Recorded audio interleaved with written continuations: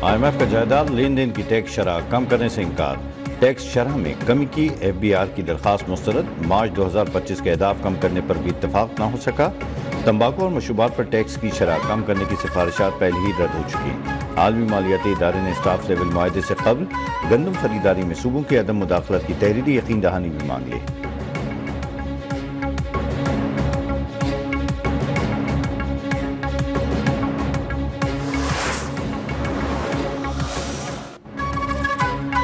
Pakistan stock exchange میں کاروباری ہفتے کا منفی آغاز، کاروبار کے دوران 500 سے زائد پوائنٹس کی کمی، 100 انڈیکس 1,18,000 کی نفسیاتی حد پر بیٹھا۔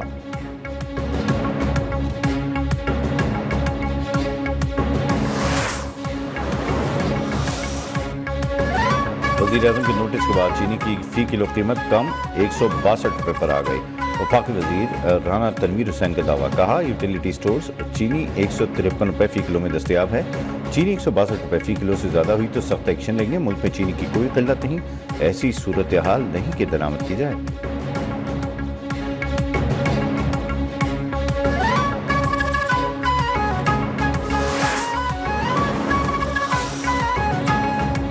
ڈیرہ غازی خان پولیس کی خارجی دہشت گردوں کے خلاف بھرپور کارروائی، جھنگی چیک پوسٹ پر خارجی دہشت گردوں کا حملہ پسپا، ترجمان کے مطابق 20 سے 25 دہشت گردوں نے تاریکی کا فائدہ اٹھاتے ہوئے اطراف سے حملہ کیا، دہشت گردوں نے راکٹ لانچرز، جدید خودکار اسلحے کا استعمال کیا، الرٹ اہلکاروں نے زبردست مزاحمت کر کے حملہ ناکام بنا دیا، جوابی کارروائی سے دہشت گرد پسپا ہو کر فرار ہو گئے۔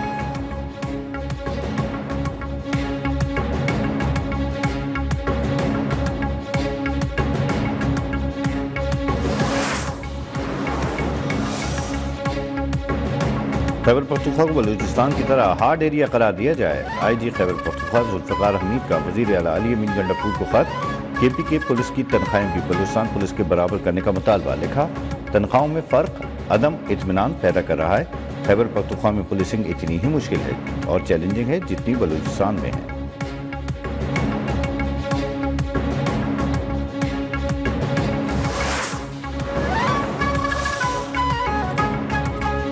وزیر اعلیٰ بلوچستان سرفراز بگٹی کی سربراہ JUI مولانا فضل الرحمان سے ملاقات، بلوچستان میں امن و امان اور مجموعی صورتحال پر تبادلہ خیال کیا۔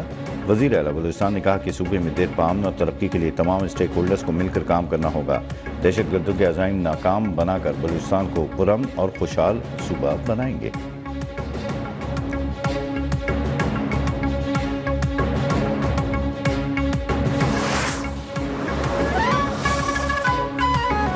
نومبر احتجاج سے متعلق 7 مقدمات میں گلشن بی بی کی عبوری ضمانت میں 5 مئی تک کی توسیع، ADC اسلام آباد نے آج حاضری سے استثناء بھی دے دیا، عدالت نے 4 مقدمات میں سلمان اکرم راجہ کی گرفتاری بھی روک دی، ضمانت میں توسیع۔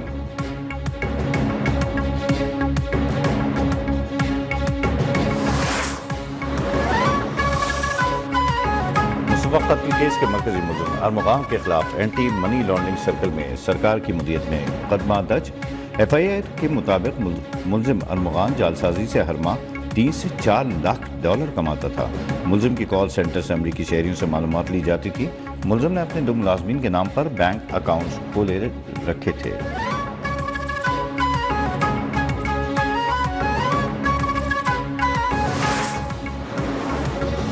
استنبول کی عدالت نے میئر اکرم امام اولو کو بدعنوانی کے الزام میں جیل بھیج دیا، عدالتی فیصلے کے بعد ترک وزارت داخلہ نے انہیں باضابطہ طور پر استنبول کی میئرشپ سے ہٹا دیا۔ اکرم امام اولو نے ملک گیر احتجاج کی کال دے دی، گرفتاری کے خلاف کئی شہروں میں احتجاج جاری، پولیس سے مظاہرین کی جھڑپیں۔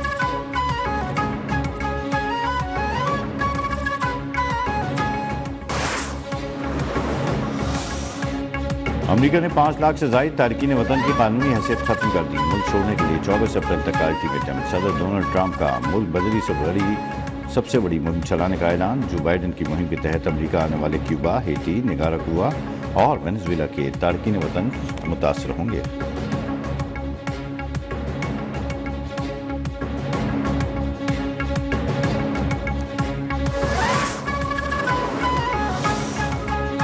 ریاض میں امریکہ اور یوکرین کے درمیان مذاکرات مکمل، یوکرینی وزیر دفاع کے مطابق مذاکرات نتیجہ خیز رہے، امریکی حکام سے توانائی سمیت اہم نکات پر بات چیت ہوئی۔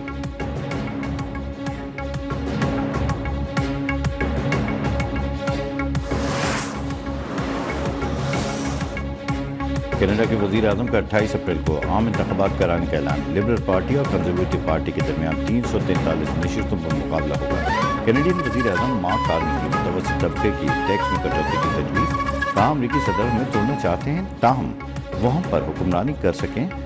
ٹرمپ کی غیر منصفانہ ٹیرف اور تجارتی اقدامات کی وجہ سے ہم بحران کا سامنا کر رہے ہیں.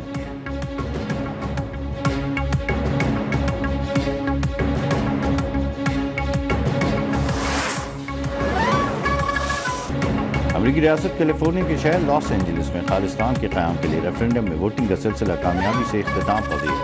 35,000 سے زائد سکھوں کا بھارت سے علیحدگی کے حق میں فیصلہ. سکھ فار جسٹس کے رہنما گرپتونت سنگھ پنو کا اگلا ریفرینڈم 17 اگست کو واشنگٹن ڈی سی میں کرانے کا اعلان. ریفرینڈم کی اجازت دینے پر ٹرمپ انتظامیہ سے اظہار تشکر.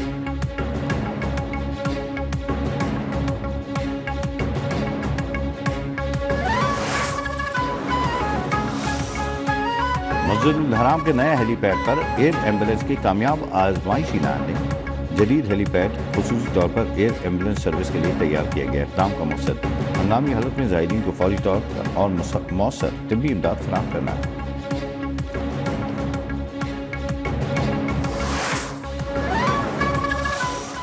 عید الفطر قریب آتے ہی ملک بھر میں شاپنگ میں تیزی. رات گئے تک بازاروں میں زبردست گہما گہمی. مرد بچے بوڑھے سب ہی من پسند اشیاء کی تلاش میں مصروف. بچوں کو بھی عید کے لیے گلاسز گھڑی اور ایئر کیچرز کی تلاش. خریداروں کا رش بڑھا تو دکاندار بھی خوش ہو گئے.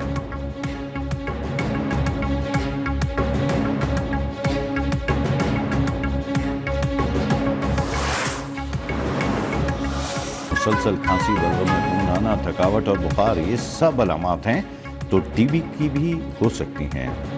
آج دنیا بھر میں ٹی بی کے مرض سے آگاہی کا دن منایا جا رہا ہے. ٹی بی قابل علاج ہے لیکن بروقت تشخیص ضروری ہے.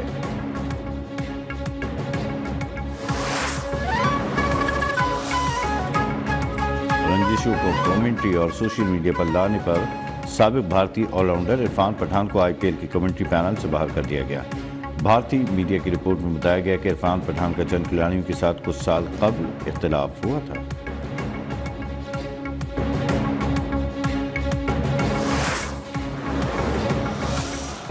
اور شاہینوں کو T20 کرکٹ میں رنز کے اعتبار سے سب سے بڑی شکست. نیوزی لینڈ نے چوتھی T20 میں پاکستان کو 115 رن سے ہرا دیا. 5 میچز کی سیریز میں فیصلہ کن برتری حاصل. 221 رنز کے تعاقب میں قومی ٹیم 105 رنز پر ڈھیر. پاکستان کے 9 کھلاڑی ڈبل فگر میں داخل نہ ہو سکے. 20 گیندوں پر نصف سینچری بنانے والے کیوی بلے باز فن ایلن میچ کے بہترین کھلاڑی قرار پائے.